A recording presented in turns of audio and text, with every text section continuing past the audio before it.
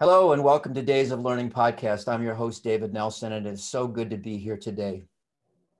Days of Learning is about connecting health and wellness and medicine to our community and connecting our community to health, wellness, and medicine and the resources that exist in those areas.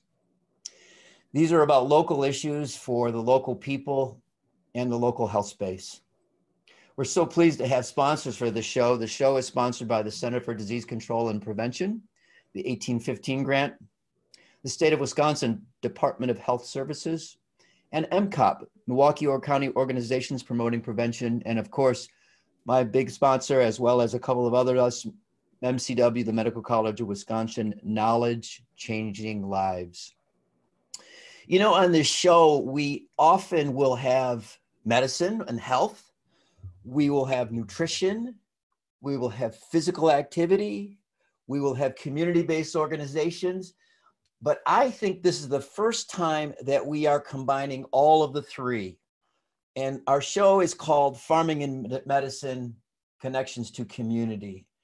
And I am so pleased to have the guest on that I have gotten to know over the last couple of weeks and couple of years, frankly. And frankly, I've known Jenny for over a decade. And so it's so pleased to have them on the show today. Our first guest is Daniel P. Chapliski. And Pastor Dan is the pastor at Mount Calvary Lutheran Church in Milwaukee. He has been at Mount Calvary since 2013. He's also served parishes in Florida, Oregon, and Wisconsin, but he began his ministry at Lutheran as a Lutheran school teacher at Mount Calvary in Milwaukee. He has taught or served as principal at schools in Wisconsin, Missouri, Oregon, and Florida. Dr. C was an associate professor of education at Concordia University, Portland, and has done adjunct work for Concordia University, Wisconsin, Concordia Theological Seminary in Fort Wayne, Nova Southeastern University, and Concordia University, Wisconsin. He earned his BA at Concordia College River Forest and MA in history from Marquette University, and Masters of Divinity from Concordia Seminary in St. Louis, and an EDD, an education doctorate from Nova Southeastern University. He's married to Sarah, has two sons, Seth and Luke. They live in Milwaukee, where Sarah teaches in Milwaukee Public Schools. Welcome, Pastor Dan. Thank you. It's really an honor to be here. This is, I'm flattered. I am a doctor, but I can't help anybody unless you want to learn how to read. So it's always honored to be among so many medical personnel. Fantastic. Nurse Jenny, as she's affectionately known, Jenny Ovaidi, has graduated from Marquette University in 1979. She has spent 20 years at All Saints Family Health Center on the Milwaukee's North Side, combining creativity, health education, and community engagement. She created programs for family medicine residents, medical students, patients, and community members. The Fan Club teaches third graders fitness and nutrition. I'm a member of the Fan Club. I know. Students take a field trip to plant the clinic garden and enjoy a celebratory salsa party. The clinic hosts a garden, a collaborative farm with Mount Calvary. We'll be talking about that today. A workout track and newly constructed greenhouse. Residents and medical students accompany Nurse Jenny to schools for Ask the Doctor. And on home visits, she leads, they still do home visits. I love it. She leads aerobic and yoga classes, followed by health and cooking tasting in the teaching kitchen at our medical clinic. Events like high tea, where people dressed in their Sunday best make the clinic a special part of the community. Nurse Jenny sums it up. I have the best job in the world. No, wait a minute. I have the best job in the world. No, you do. Okay, we're tied. Welcome, Nurse Jenny. Thank you. And finally, but not last, we have Dr. Venetia McKinney.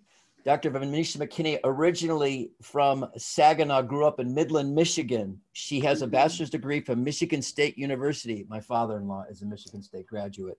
An MD from Wayne State University School of Medicine, family medicine residency at the Medical College of Wisconsin, St. Joseph's Medicine Residency Program. She's the assistant program director of All Saints Family Medicine Residency Program, the director of community medicine, and director of maternity health. Man, that's a lot. You must have roller skates on. She works hand in hand with Nurse Jenny to create programs to meet the needs of our patients. And I'm going to add, and our community, while combining health education and community engagement. It is also our mission to equip resident physicians with tools not only to practice, but to serve with their communities. Welcome, Dr. McKinney. Hi, good afternoon. Man, I am excited to have you all here. And I want to start with you, Pastor Dan. You know what? I am a rapid speaker, and I gave your bio in about 30 seconds. Can you give us a little more drawn out about how you came to the ministry and how you ended up working with this clinic? Well, my story in ministry goes back to about the 6th grade. Felt a call to do full-time church work, and drawn initially to pastoral ministry, but then to education, and love to teach. Love teaching confirmation, which is kind of a big deal in the Lutheran Church, and a middle school rite of passage, so to speak, for us, but an important step of faith for young people. And I started out teaching, went back to seminary, and while at seminary, I taught part-time. I taught PE and computer, which is like having the best job in the world because I played all day. And then got out and twists and turns and wound up back in education, was a principal and a pastor, and then just a principal, and then a professor of education. While in Florida on my second stint, we started, I was pastor and principal, and we started Classroom Gardens. We were doing some major work at the church, about a $5 million renovation and expansion, and we put in gardens because, of course, you can farm during the winter there. We were in Fort Lauderdale, so that's obviously, you don't start planting things until September or October because it's too hot in the summer. So the kids actually got to plant and watch what they grew and then harvest what they grew. We did some tropical things like yard-long beans, which get staked up about 12 feet high and ends up with a purple, like a green bean, but it's can be up to 6-8 feet long. So that's always, some cool things like that. Got here, God brought me to Milwaukee, back home again here, and loving what I'm doing. And we went through some strategic planning as a congregation about 4 years ago. And in the process, the idea of a nonprofit, starting our own nonprofit, came up. And what we had heard from our neighbors were in Sherman Park, and long before I got here, they'd been going out and canvassing the neighborhood, just trying to ask people what they thought. And as soon as I got here, I made a point to ask everyone I could, what does this community need? What do they want? What we heard again consistently over and over again, whether it was from Alderman Michael Murphy, whether it was from our neighbors across the street, is 1, crime is a concern. 2, kids need something constructive to do. And 3, people need jobs. Well, that first one, I'm a chaplain, a volunteer chaplain for the Milwaukee Police Department. So we've been involved in hosting crime and safety meetings here, but we wanted the nonprofit to focus on the other 2. And as we surveyed our community, we saw the Joseph Project, a great operation just a couple blocks south of here. We saw Milwaukee Jobs Work just a couple blocks east of here, and then Community Warehouse, just really not that far east and a little south of here. So we felt that that adult niche was filled. We wanted to see what we could do with younger people. So we decided we would move into identifying and hiring high school interns, younger people, before they became incarcerated, with the hope that with some job skills and some focus on the future, we wouldn't see them become incarcerated.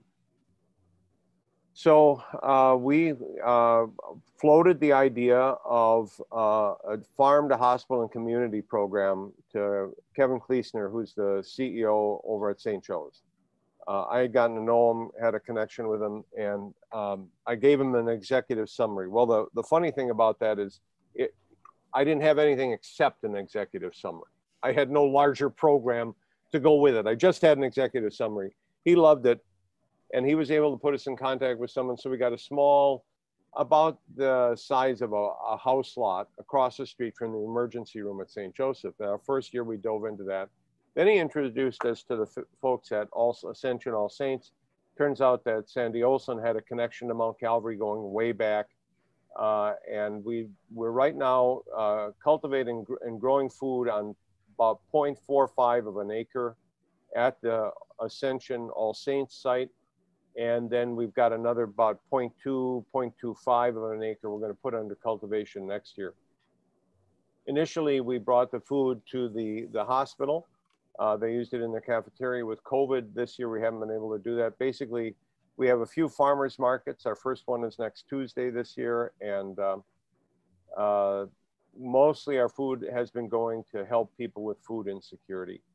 And that's been kind of a passion. We're growing in our skills at managing the garden. Our interns are growing as individuals. We're growing the interns, really. We're using growing vegetables to do it, but we're growing the interns. Yeah. And we've been excited to see that. Of our first class of interns, 2 of them are at Concordia University, Wisconsin. One's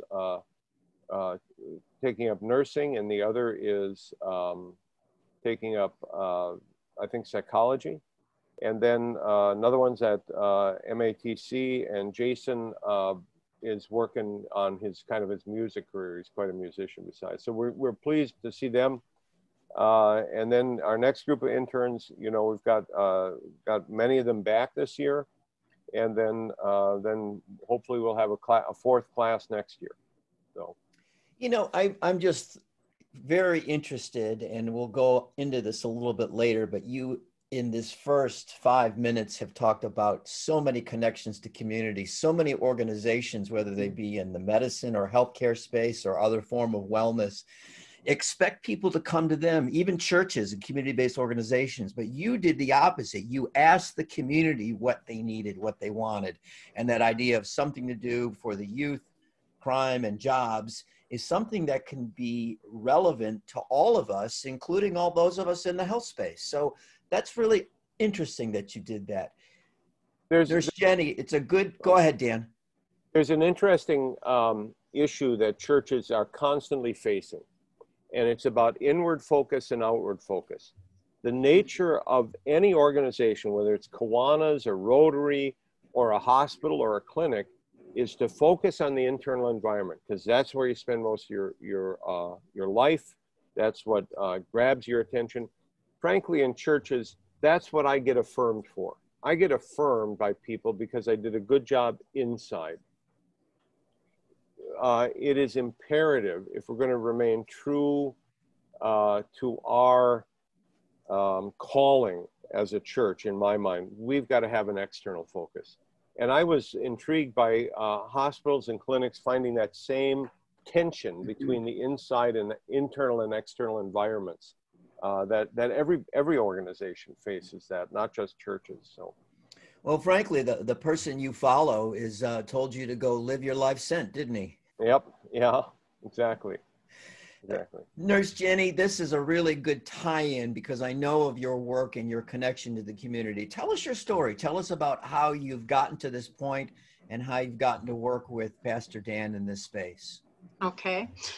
Thank you for inviting me, and what a great group of people. And yeah, the connections are amazing. I started out in the Bluffs of Minnesota. So my first nickname, I have a life of nicknames, was Jenny from the Bluff. And involved in music, and got into nursing because I didn't think music was a very sustainable career.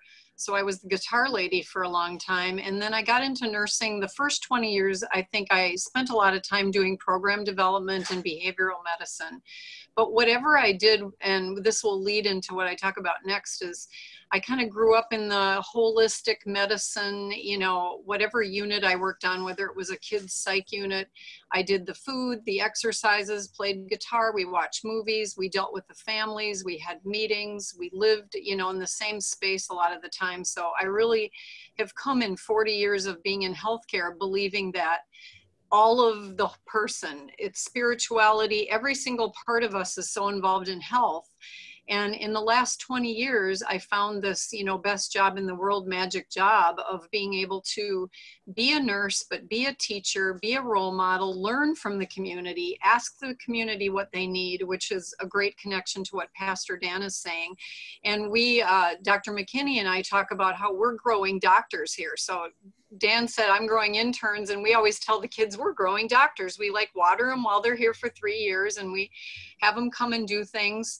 And we want the doctors to be involved. So a lot of what I do now, besides trying to have things available for the community that they've told us they need, whether it be food, deliveries, old-fashioned home visits, and whatever the doctors need while they're here.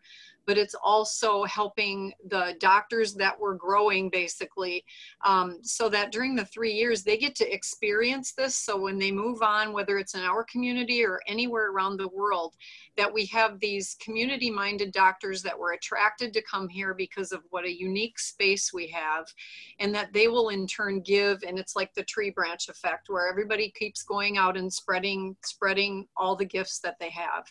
We're uniquely situated because we have a workout track around the clinic. We've been so generously gifted with things from what was the Wheaton sisters, and then became Ascension, and then had the connection to Pastor Dan. And I've had the 20 years here, and having Venetia, Dr. McKinney, as my partner to kind of lead the doctors and all the connections that she has and how entrenched she is in the community. I feel like we have this wonderful fabric, and we continue to stretch it and stretch it. And we've had to really be stretching it and be flexible with COVID. So this is a test of all the things that we say we need to do, and we're having to do it in real time. So that's kind of my story of 40 years of being a nurse, but being a nurse is just a small part of what it is. Well, you bring your whole self to the position, and I find that quite interesting because in other aspects of medicine, it's like it's seemingly that we have to separate them, and you have tried to incorporate, and you mentioned the idea of the spiritual self, the mental self, the community self, and how they're brought together. And I love that idea of growing doctors. Dr. McKinney, man, talk to us about your journey. And could you see yourself growing doctors when you were coming through the ranks of medical school? Yeah, I always, as a kid, like playing I like playing doctor, but I was very bossy. And so my parents always, I like to teach other people. So I always knew I wanted to go into academia. And so the community medicine part was just like icing on the cake, because when I went to medical school at Wayne State, before you graduate, you have to do so many hours of what they call extracurricular activities. And so you go to class and you learn about everything that you need to become a good doctor and pass tests for medical students. But we also went out to the community, and I went to schools and talked about sex ed, and I went to the Ronald McDonald House and took care of play games with kids that had cancer. I mean, all of these things I got involved with, and I probably did. At one point in time, I had to cut back because I was doing so much that probably I wasn't doing as well in medical school as what I should have been doing. But I love that. And so when I was a resident, or I was a candidate looking for a residency, I had never been to Milwaukee before, had never been to Wisconsin. And then I interviewed here, and I actually met Nurse Jenny. She was the first person that I spoke with. And I just fell in love that it was a residency that had community partnerships, and it wasn't just like, oh, we're going to have like a free Saturday clinic, or we're just going to do one thing out of the month. It was just enriched with all of these things where we really didn't, where it wasn't that they told the community what they needed, but it was like really engaging and trying to find out what the needs of the community were, and then incorporating that into the programming. And so I met Nurse Jenny. I'm like, oh my gosh, I love this lady. And went through residency, and then ended up staying on. And when the position for a director of community medicine came up, I'm like, oh my gosh, this is like great. And so Nurse Jenny and I, we just are like two peas in the pod. We really, we feed off one another. We know how to be flexible and be creative. And I think anytime that you're dealing with patients in a medical setting and the community, you have to be creative. You have to think outside of the box. And I think we've done a good job with that. And it just was a blessing, because I think Mr. Klusner, he was coming to like, look at our area. And we were showing him our garden that we already have. And he was like, oh, I have somebody we need to connect you with. And that was Pastor Dan. And that kind of set the wheels in motion. And we had a lot of meetings, and it just was, I would say one thing that has stood out for me is that coming to work in the morning and seeing these kids in the field that's dedicated, that's motivated, and working hard every day, like to pull up and see that in your, at your office. And then one day, I think I came to the office, I saw patients, and I had to go over to the hospital. And as I'm walking in the hospital, I seen the same kids bringing those fruits and vegetables into the cafeteria. And I was just like, oh my gosh, this is like a full circle. And then I ate lunch in the cafeteria and ate those vegetables. So that was like I don't even know how to explain it. It was like an aha moment that we are doing something good for the community, and to see it full circle just was a true blessing. Truly holistic there, Dr. McKinney. Yeah. Each of you has said in your own way, and my first question is, I want you to talk about this idea of engaging the community. I want our listeners to get that perspective as you all do it. Can you speak of engaging the community? Dr. McKinney, I want to start with you on that because you use that specific word. So, it's so easy to say, like, and what I tell the residents all the time is, like, it's easy to say, oh, this community needs basket weaving, or they need to hear about X, Y, and Z. But actually bringing the community into our office space so that they think of it not just four walls where the doctor gives you a prescription and sends you on your way, but actually bringing them into like different meetings. So we started focus groups probably like 3 or 4 years ago, Nurse Jenny. Mm-hmm. And so this was us bringing in some of our patients, or just in a 5-mile radius of our clinic, and having these people come in, and we gave them gift cards for their time. And we sat down and asked them like 6 to 7 questions. And it was like, what do you feel like this community needs? How could we help you be successful in those needs? Just a long list of questions. And we didn't interrupt. We just asked the questions and we wrote down the answers. And then we sat down and said, oh, wow, they want parenting, which that was one that blew my mind. I'm like, I didn't even know that people would want parenting classes. And so it just so happened I was at that time taking over the African American Breastfeeding Network. I was the president for the past 3 years. And so the outgoing president was actually doing Triple P, which is a positive parenting program. So she had this program that she wanted to teach, but she couldn't get anybody to come to the classes. I mean, nobody would show up. And I'm like, wow, we've had a focus group too, like 1.5 years ago, and people are saying that they want these classes. So let's collaborate. You bring the education part to it. We'll bring the people. And that was successful and has been successful because we asked the community what they needed. They gave us that answer, and then we didn't try to reinvent the wheel. We just went out and got people that were already doing the work and giving them the people that they needed to get that work done. And I mean, that really was, it has been a successful program. And I think when you engage the community, it has to be something that they're passionate about, something they feel like they need.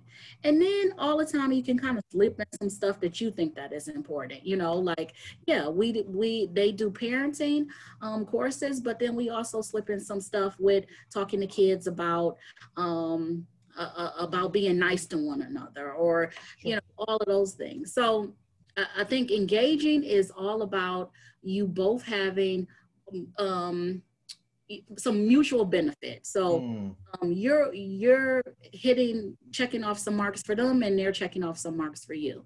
But you gotta ask people what they want, or no one will show up. Well, you mentioned that idea of collaboration, and you talked about that mutual benefit.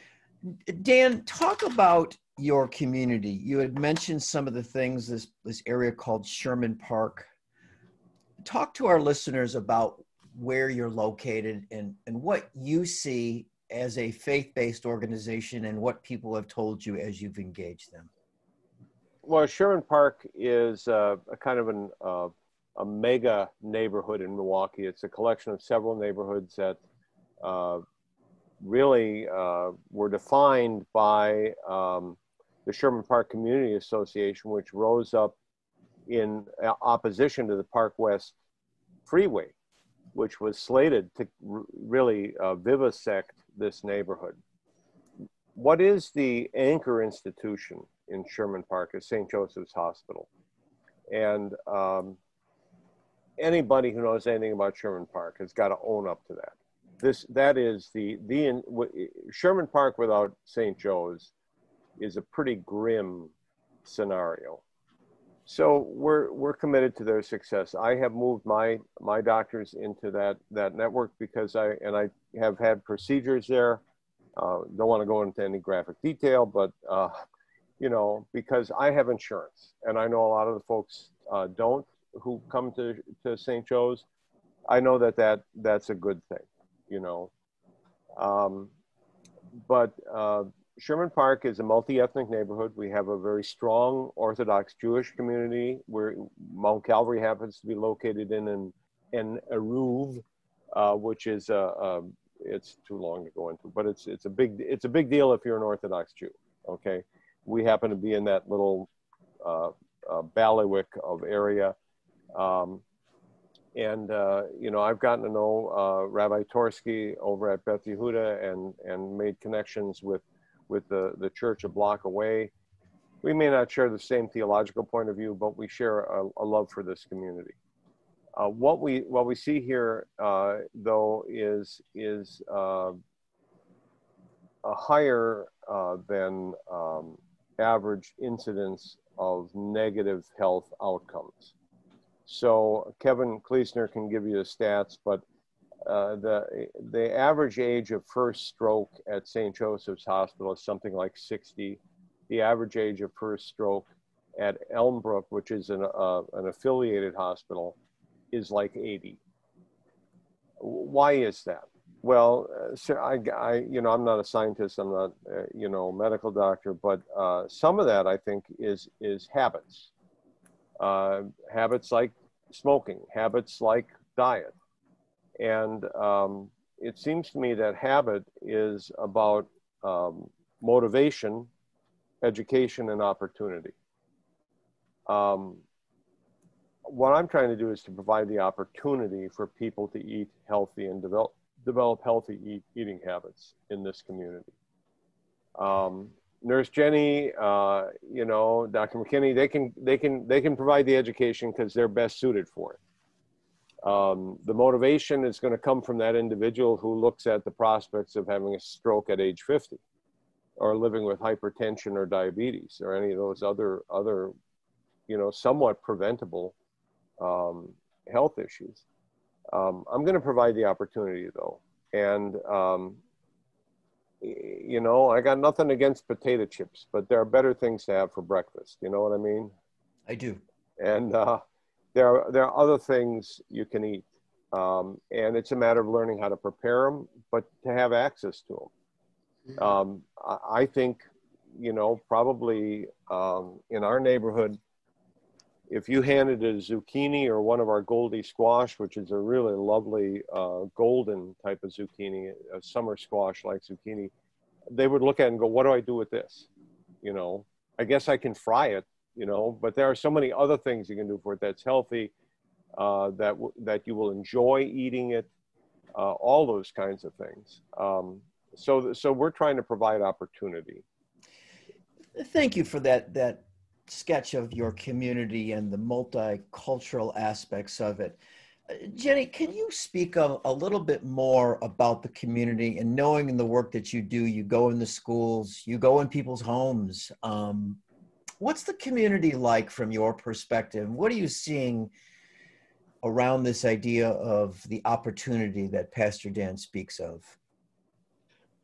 That's such a good question. It's like when we're out at the schools, I'll start with schools maybe and then talk about home visiting and stuff. When we're out at schools, I'll connect back to what both Dr. McKinney and Pastor Dan were saying, is that going into the school this year, the last couple of years, you'd think, I take the med students and the doctors. Dr. McKinney and I went to school a lot, and you think, oh, they're going to want us to teach all kinds of medical health stuff to the kids. And the biggest desire and stuff that we've done is teach nutrition, where we don't just teach it, but what I've found is that the people are excited when they get to taste things. So the example of, actually showing or letting somebody experience something rather than just take something and say, this is what you need to do and do this, but to taste things, talk about how it's grown. And another great example is the past 2 years, one of the residents did a project, and we did something called the kindness curriculum that comes out of Madison. And it's one thing Dr. McKinney alluded to, and it's teaching kids how to be kind to one another. And we found it, I wouldn't have probably gone in and said, okay, I think we need to teach your kids how to be kind. But the teachers and the parents had said, can you please work with the kids on, instead of the anti-bullying, is just to work on kindness and meditation. So again, it was so important to listen to what they needed and wanted, and so we've started to implement that, and even did some videos and things to keep connected with the kids. And in the same token, going out, and oftentimes there's a service we're delivering, whether it be collecting blood or giving a shot or a blood pressure cuff. But the beauty of a home visit is again, the experience of entering into that person's precious space. It's like their sacredness. They're letting you in. They're excited to see you. They're honored to have us there. I really cannot think of any times in 20 years. I have hilarious stories, but none that were not welcoming or where people were so happy to have us there. And oftentimes it's questions about food and the environment. And I think what I've learned so much, because whether I go there to teach at school or go there to teach on a home visit, I'm the one learning more. I'm the one actually learning much more. So I've humbled myself to never think that I'm going there to teach people. I might have some things that might help them, but I am learning.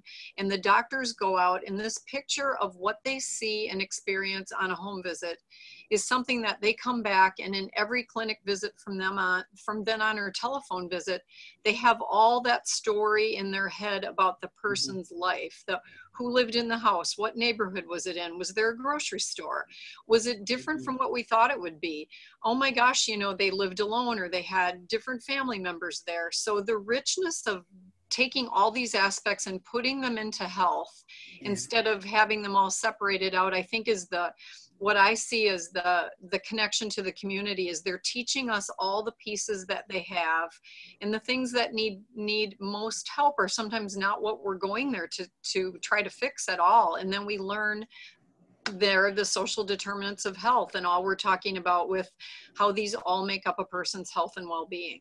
Mm-hmm.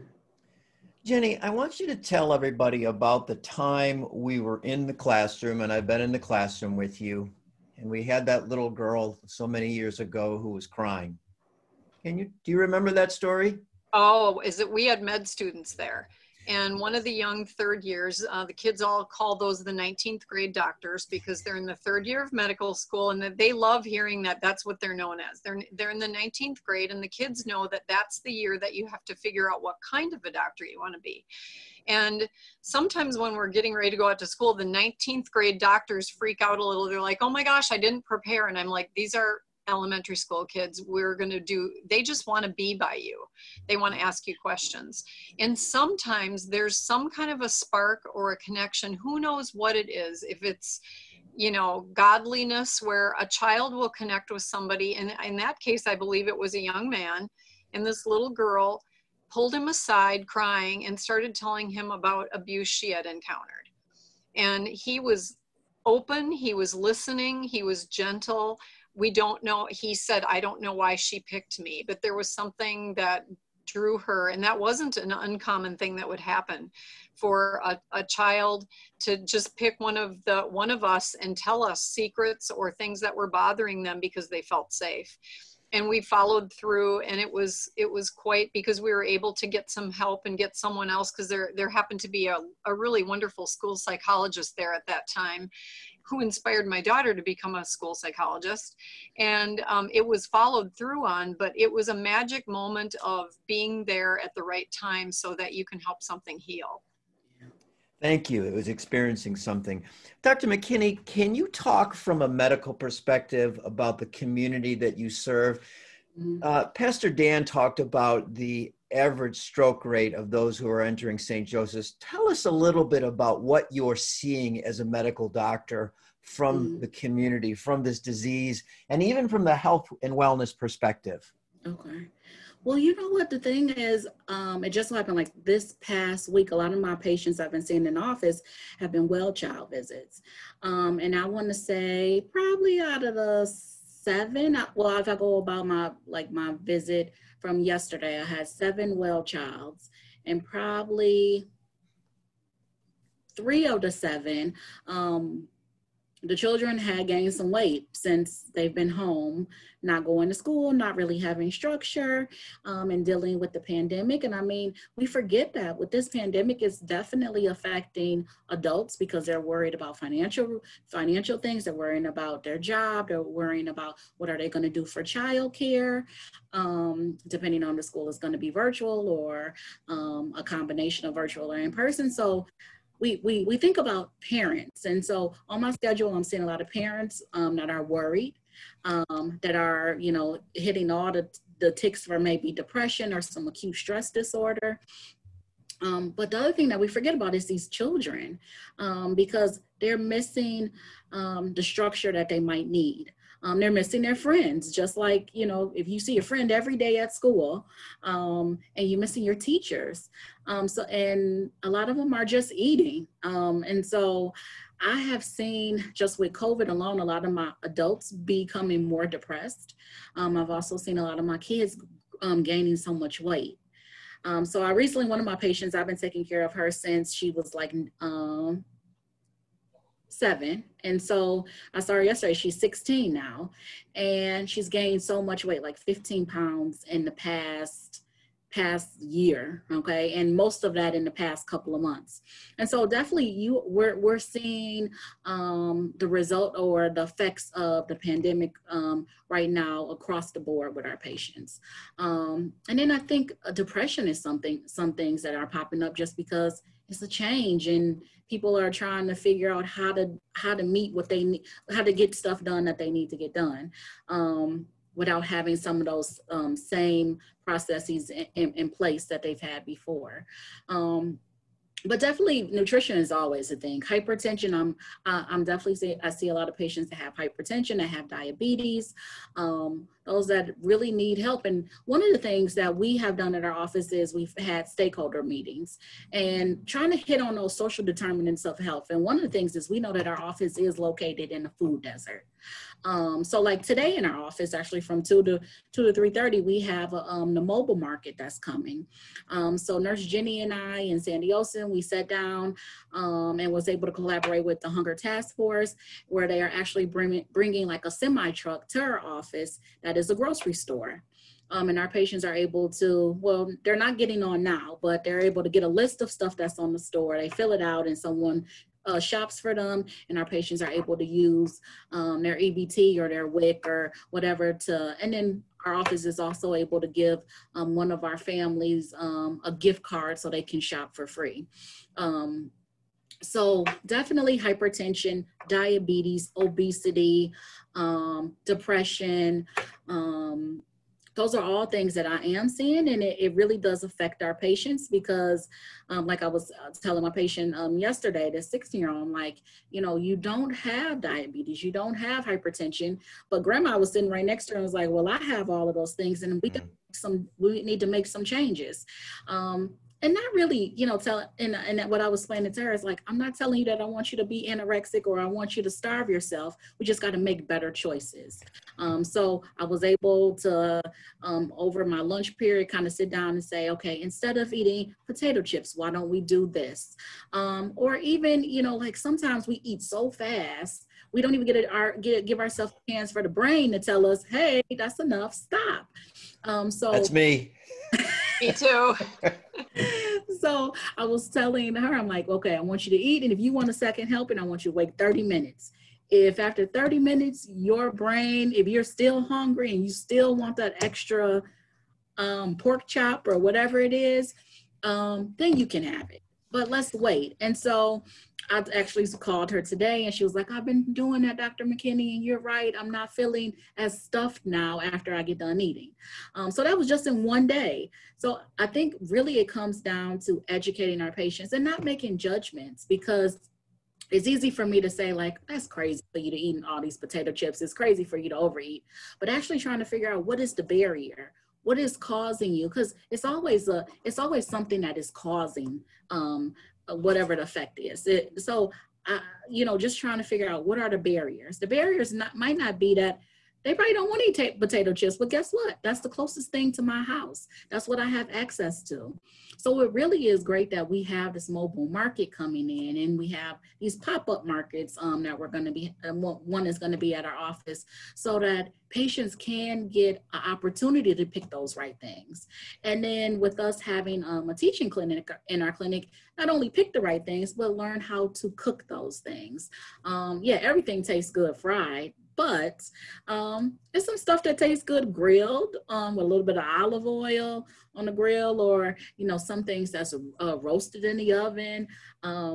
So just providing the opportunity, trying to find out what the barriers are, and providing the education on how to be successful in picking the right things for your diet. I want to stay on a particular topic, and I want to ask each of you to speak into this a little bit.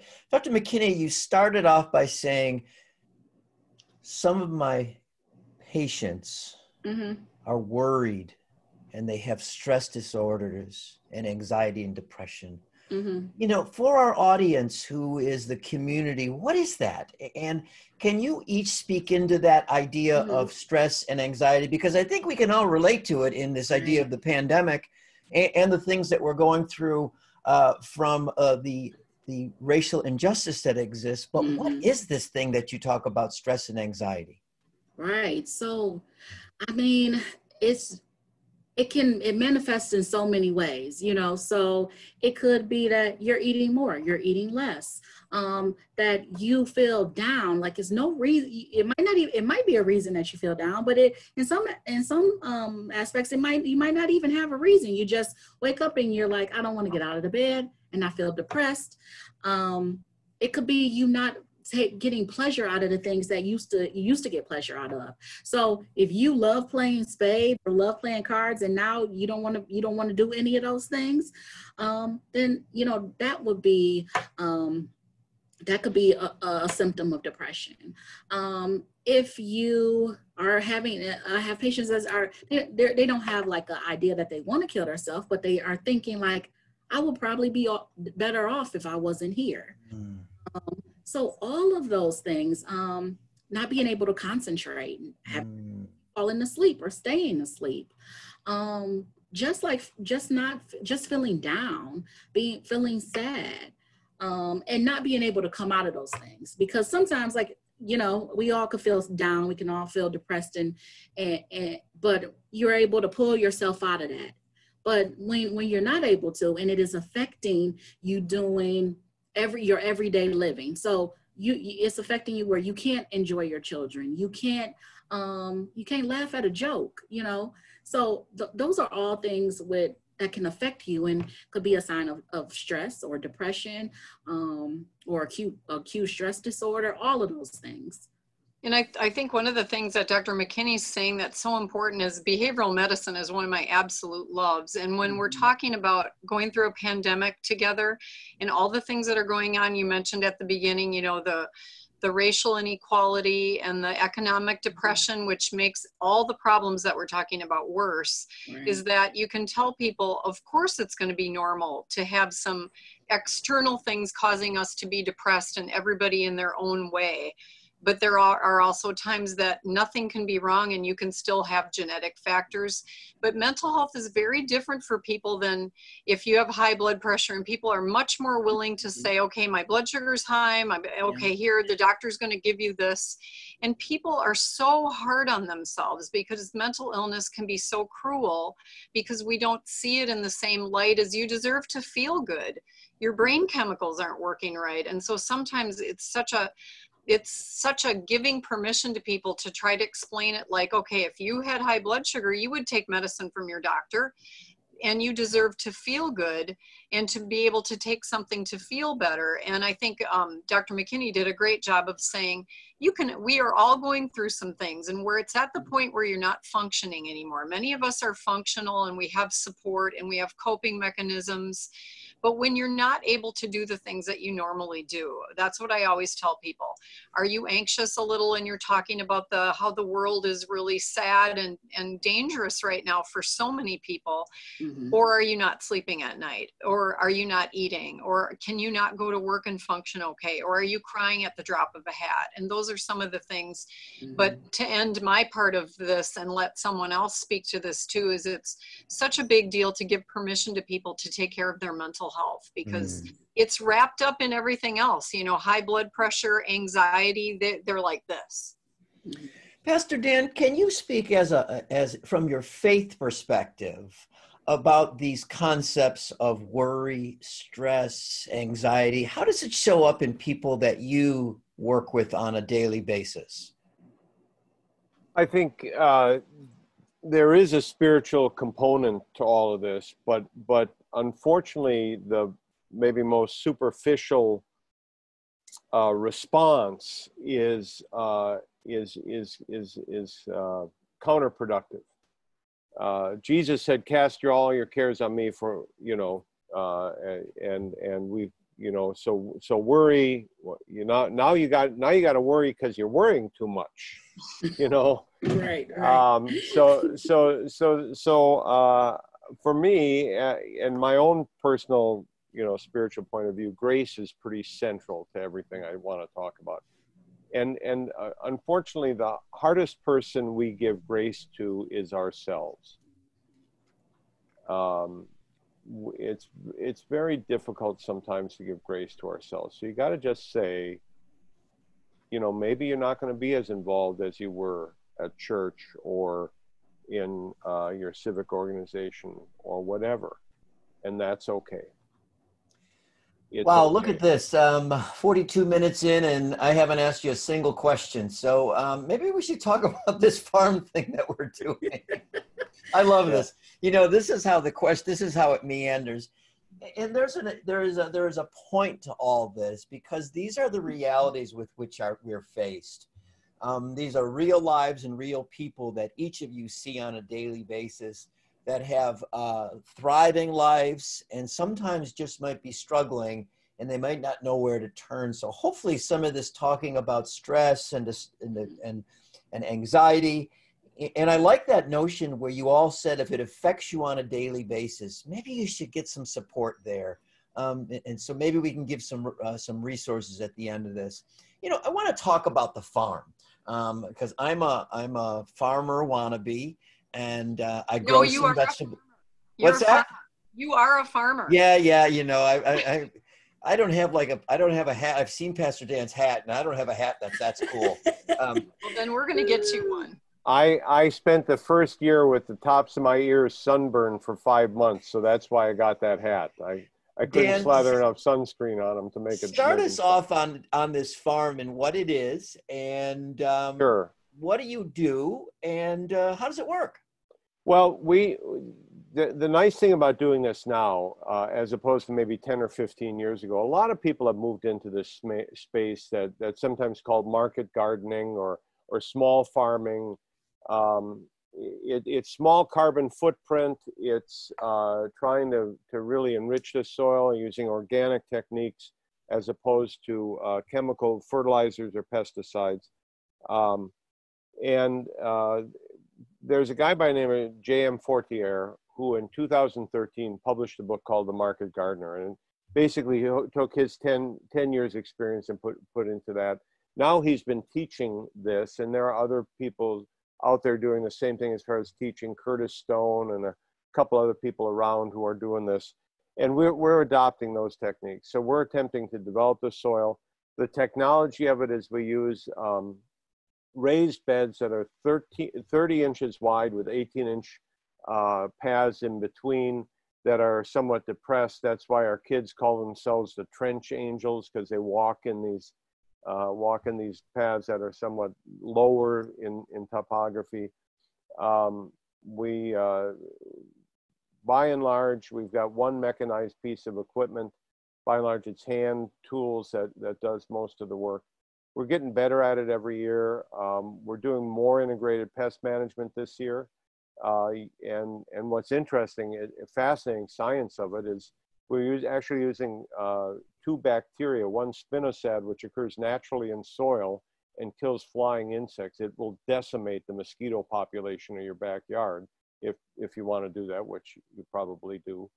And another one called BT, Bacillarius something or another, and another naturally occurring bacteria that kills larvae, which eat up our, a couple of years ago I grew collards and it looked like Swiss cheese. Well, this year, because I've got the BT, I don't have any little larvae eating on my collards or my grapevine at home because this bacteria has wiped them out. So it's very much trying to reduce the carbon footprint, trying to grow the food close to where it's consumed, trying to grow it in a healthy way, and just the and grow it for people to enjoy it. The garlic you get in the store, which is fine, it's a great way to season your food in a way that's healthy. It's not salt, it's not a lot of other things. But that was probably pulled out of the ground in California 8 to 12 months ago. Mm-hmm. I got garlic in my office here, which now reeks of garlic, that we pulled out of the ground 5 days ago. There's a difference. There's a difference between a tomato that ripened on the vine and one that, was gassed to make it red. Sure. So it's more enjoyable. And part of eating is social, eating is medical, but it's also something that enriches us because we enjoy it. So you should enjoy the food you eat, and if it's grown well, hopefully, it's that much more enjoyable, and you can prepare it in a way that's healthy, and enjoy it even more than other ways. Jenny, talk about the community as you start to put this, as this has come together. What was the reaction from the community to such a thing attached to a medical clinic? That's exactly what I wanted to speak about. I was going to say, imagine being a patient and you get to come in and you have a wonderful visit with Dr. McKinney. And then she says, by the way, there's exercise class outdoors now because of the pandemic. And then Nurse Jenny's got bags and you can take some basil and mint and tomatoes home and, maybe taste some that's pre-made. And you think again about the connection to somebody coming for one reason and branching out. And I think one of the things that's the hardest to put into words, but I know all of you know it, is the joy you get from the nature that you see. Is when you come out of the building, most of our patients come in and out, and let's say they came to see Dr. McKinney and she didn't say, oh yeah, by the way, go check out the garden and the track. You go outside and it's kind of hidden, and most of our patients don't even know it exists, but I don't ever want to downplay the joy people say they feel when they go out and they see the plants and the track and the green space, the kids working. I think Venetia mentioned that already. And that's not even talking about the food and how we talk about how to prepare it and we taste it together. But again, it's like all these pieces together. And so the reaction of the community is it was interesting because when Pastor Dan first came, we had a few neighbors that were kind of coming over and grumbling like, oh, there's going to be kids here. And you know what that means? That means kids mean trouble, blah, blah, blah. And now the neighbors are like, they're happy to see, and we're going to have a big Halloween extravaganza in the parking lot. Pastor Dan grew pumpkins, so we have our own pumpkins. So I think people see the beauty and what it has to give to all of us. But I think the most precious part of it is the joy that you get from nature too, and just having this in your own backyard, so to speak, in your medical backyard. Talk a little bit more about the neighbors that went from grumbling to the joy of nature. What happened? I think one of the greatest things is when somebody approaches you and they're grumbling. Being an old psych nurse, you know, my first thing is I can win them over. I can, Venetia knows, it's like, I can win them over. I'm going to be positive and I'm going to grab them by the arm and say, come see this. You know, look at the kids out there. They're weeding the garden, and you know what? It's almost time, and I want you guys to feel free because you're right here to come over and taste the stuff inside the little garden here. And one of the things usually is just sharing more. Is sharing usually takes away, you know, people's negative moods or their fears. And then I always end up by saying, and you know what, your neighbor's right here. So if there's a problem that you see, we want you to be happy too, because you're part of this block. I want you to be able to come over and tell us what's going on, and we'll figure out how to deal with it. But sharing the food itself and saying, smell this chocolate mint, and here's a handful, take this and put it in, and you are going to be the beneficiary because you are right here. But if something happens, we will talk about it. We don't want you to be unhappy, right? Interesting. Dr. McKinney, so you're in your clinic and you say to your patient, my prescription to you is to go play in the garden. What do they say to you? Well, you know what? So we have with the track, I know Nurse Jenny was talking about the track. So the track is outside, and sometime I'll say, you know what? We got to exercise together.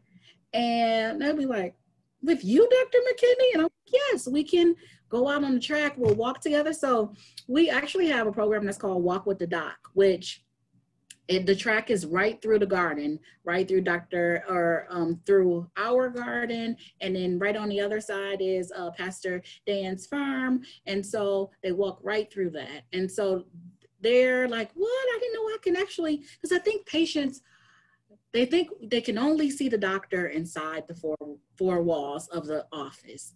It blows their mind that they may see me in the teaching kitchen. They might see me in the exercise, and they might see me in the garden. It blows their mind, and they're like, oh, I didn't know I can walk with you and actually talk to you. And, you know, and we can talk about stuff other than my hypertension or, you know, whatever my medical issues are. But it really is, I think as physicians, we have to get outside of the only doctoring that we can do is in those four walls. Doctoring goes beyond that, you know? And so it really is nice that I could write a prescription that says, go to the Nurse Jenny. Actually, we have a button in our EMR that refers to Nurse Jenny, and I just send her a message. Nurse Jenny, this patient wants to come to teach or cooking classes. This patient wants to join the exercise class. This patient wants us to take them to the grocery store and go through label. And of course, this was before COVID, but go through, go grocery shopping with them to actually figure out what they should be buying, what they shouldn't. So that is mind blowing for patients. And I think you build a different type of rapport with your patients when you can talk to them outside of the four walls of the office. So it definitely is a blessing. Why does it matter? And pardon? Why does it matter? It matters because I think in a 15-minute visit, you can't get everything done. You just can't. You're just barely chipping off the top of the iceberg. You got to get really deep. So at our office, if we're able to come to your house and do a home visit, that chips off a little bit more. If you're able to meet me on the track and we can walk 3 times around for a mile, that chips a little bit off. If I'm able to do like a warm handoff to Nurse Jenny and say, hey, can you introduce this patient to exercise outside, that chips a little bit off. And then you actually build a rapport with the patient and you're able to find out, oh, this is the barrier from us meeting your goal of losing the weight. Oh, this is the barrier of us being able to tackle some of that mental issue that you've been challenged with. So I think it's important because if we as physicians think that it's only about what we do inside the office, then we got a lot more to learn, for sure. And I think what Dr. McKinney, we start this at school, where the reason it's beautiful for doctors to go out to school in the 19th grade is the kids see them as people. And so then I've been doing this for 40 years, so I'm one of the oldest people in the building working with the med students and the doctors. And what I've seen over 40 years is going from when I was first a nurse, where the doctors are like the white coats and they tell you what to do, to seeing how much different it is when doctors share. What she just said, rapport and share, where a doctor says, takes their phone and says, you know, I've had to struggle with weight once in a while, and I want to tell you an app, you know, you got your smartphone, I'm going to share this with you. And that is so monumental compared to just a one-dimensional, you know, I have a lot of education and I know what to give you, and that's wonderful. And there are a small group of people that don't feel comfortable with their doctor getting all like warm and fuzzy with them. But I do think in my own unscientific research, doing this for a while, that most people absolutely are thrilled, like Dr. McKinney said, when their doctor shares from themselves. It's spiritual, it's educational, it's holistic, and it's telling you that I'm in this with you. I don't think you can, and then you pull in the nature piece, and this is why I think this is special to people, because we're growing doctors that are not trees standing like this. They're putting vines out, and they're crawling into spaces, and that's what we want to, you know, that's Dr. McKinney and I, that's what we're trying to have people here, so they see how to crawl. And sometimes they come in and they show us things very often. You know, Dr. McKinney came in with her whole sense of this already and was attracted to this place because she knew it would be a great place for her to be able to share her gifts. But that's my piece on I think it's about sharing. Doctors are people, and they need to share more than just their knowledge. Pastor Dan, talk about that from the perspective of what you see from the community side of how this farm and this walking track and these physicians and others engaging with the community. What's been the impact on the community? I think that it breaks down the barrier, and there's a barrier for many people to healthcare. Some of that's imposed because they don't have insurance. Some of that's imposed because of their own feelings that they don't want to go to a doctor because they don't want to be told what to do, or they don't want to be told bad news.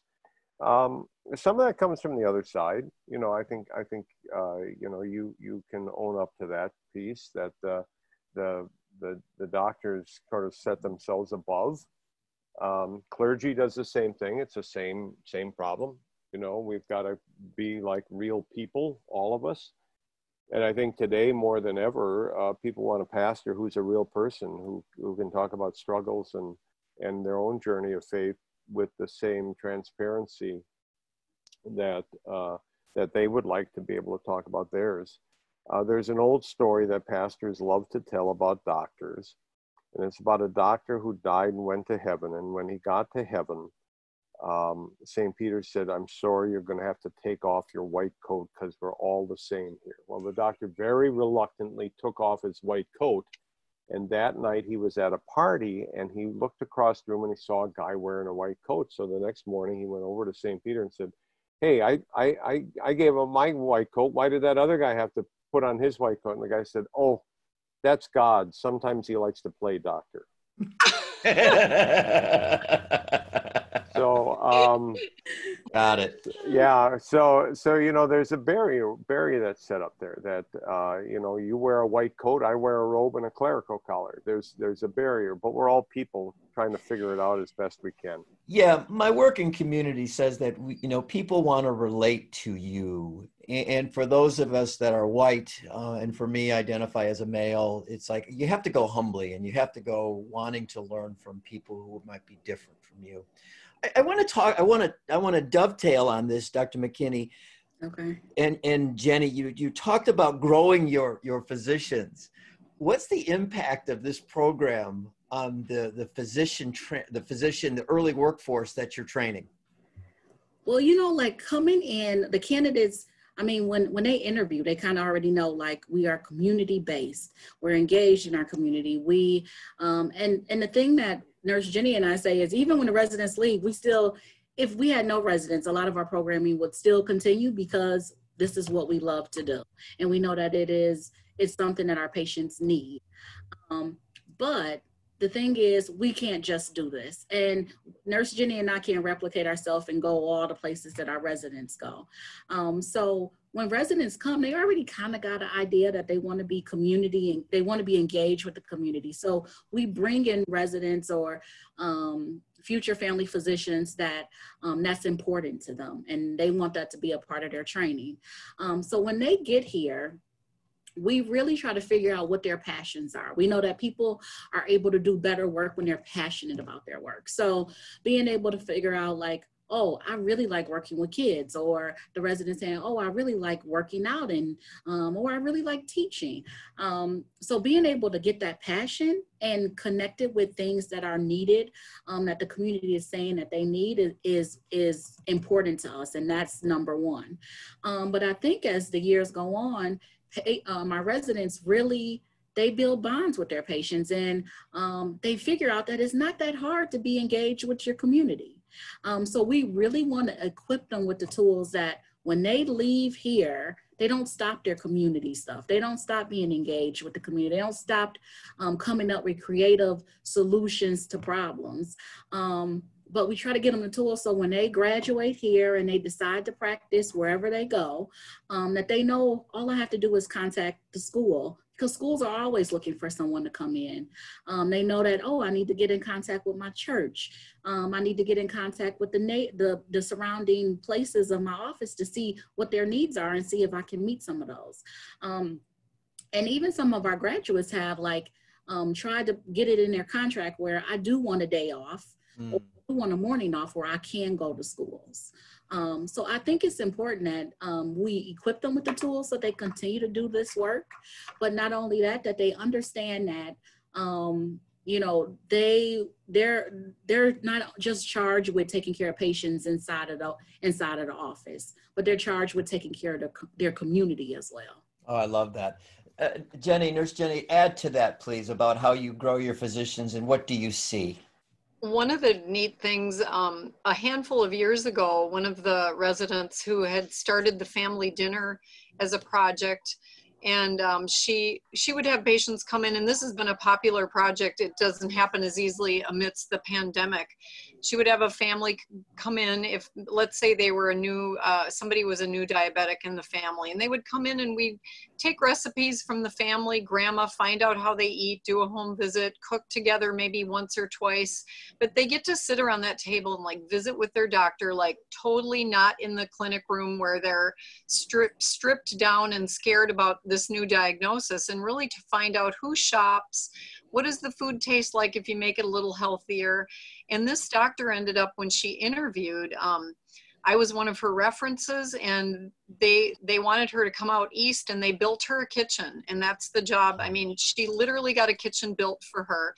And it was that they were blown away by this doctor who had done this thing, which to hear, I mean, Dr. McKinney and I, this is, I think exposure is there's so many things that the doctors are exposed to that we want them to have. And I think you referred to it as tools, Venetia. It's like, we don't want them to be trapped into the traditional, like, well, you can do a health fair, or you can, you know, do a blood pressure clinic. We want them to know that whatever their gifts and their talents are, there's a way to use that to connect with people in the community, and that that stuff is contagious. So I've seen doctors do a variety of things, but what I've really seen lately is that it's an influential tool in where they want to practice.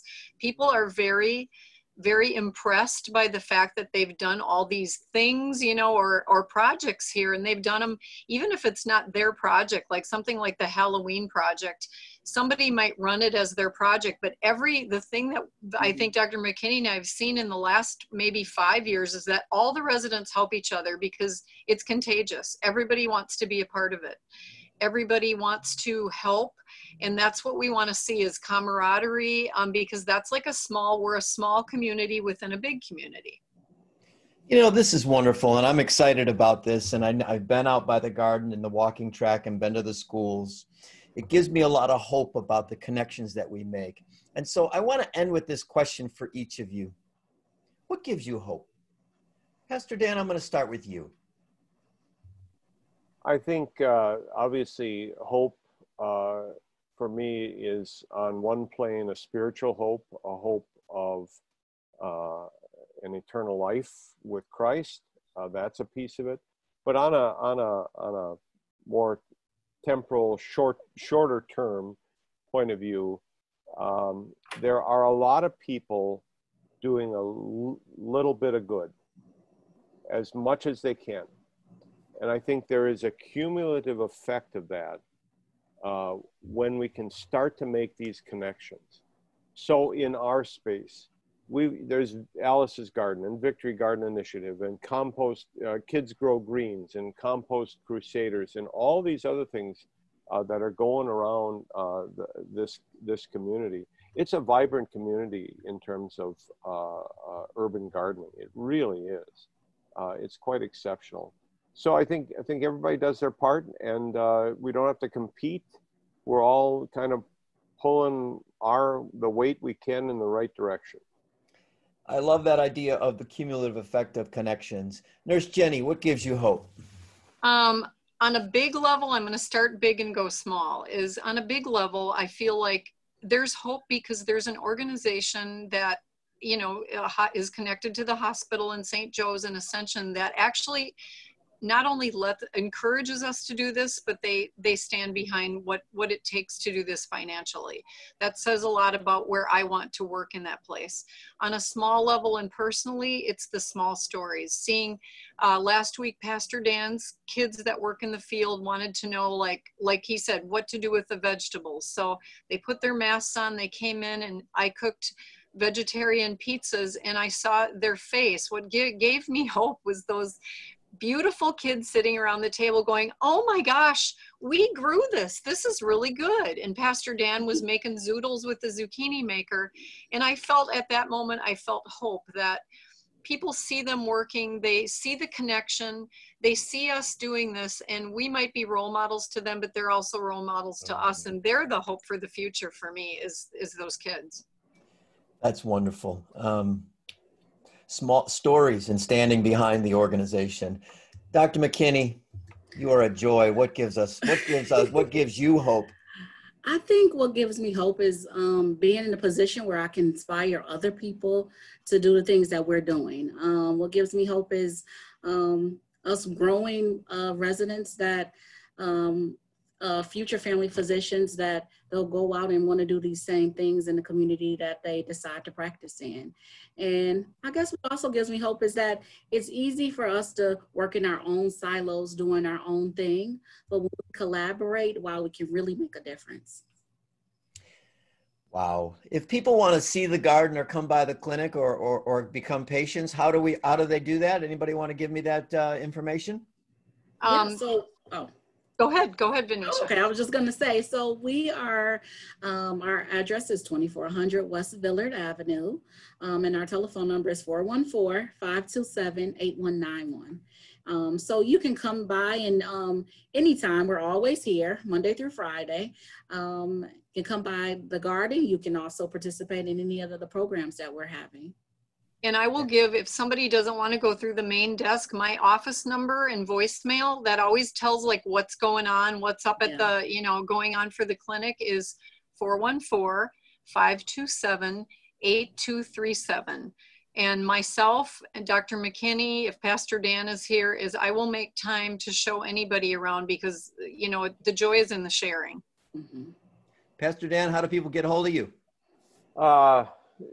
Call me at the church, 414-873-3931. Our CDC has got a website. It's www.mountcalvary-cdc.org for Community Development Corporation. So mountcalvary-cdc.org. Drop by. I got pictures of stuff up there. We're doing better and better with that. I would be remiss if I didn't say how grateful we are to Sandy and Jenny at All Saints, to Kevin Kleesner at St. Joe's, and we are blessed by this association and just the opportunities it creates. One story Sandy told me about last year that I don't want to miss this is they had a patient come in who had literally no food in the house. They went out the back, they picked a bag full of vegetables for her and handed them to her. And that we could participate in some small part in that.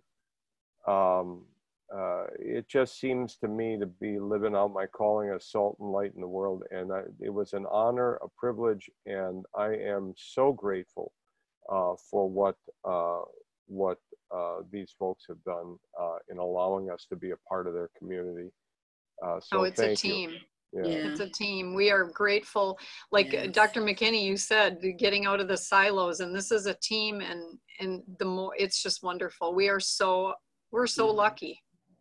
You know, I see a book in the future for you three, because it's like this story needs to be told and it needs to be replicated in other places. It gives us hope, but it gets us excited. It gets us excited about engaging the community, about equity around food, and really doing better together. You know, I can't thank you, the three of you, enough for coming on the show today and for giving of your time and your talent and your enthusiasm for life, for medicine, and for faith. Thank you so very much. Thank you for having us. Well, that was quite a show. That was enthusiasm. It was lively and it was engaging. You know, and they talked about things that are extremely important to us. I think they all mentioned in one way or another the importance of connecting to the community. Dan talked about listening to the community about crime, about having something to do, having jobs, something that's important to communities across America. Nurse Jenny talked about that, engaging the community to listen to what they want to do. And Dr. McKinney said the same thing about listening to patients, bring them actually into the clinic and listening to their needs, and how she learned that the patients wanted a parenting group. You know, this wasn't about just about the farming, but they all spoke of the importance of what's going on in the community right now. Dr. McKinney mentioned about people being worried about COVID, about stress disorder, anxiety and depression, and about the things that face individuals on a daily basis, and how, you know, if it's affecting you where you're not functioning your complete self, that perhaps you can get some support by saying something to your physician, saying something to your pastor, or to the nurse.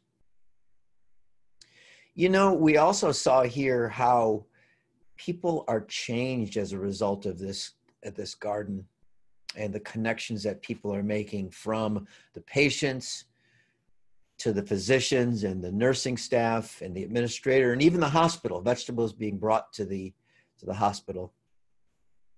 And our future physicians, how they are setting the groundwork here for their future work in health and wellness. I hope you've enjoyed this show as much as I did, and I hope you'll come back again for more episodes of Days of Learning.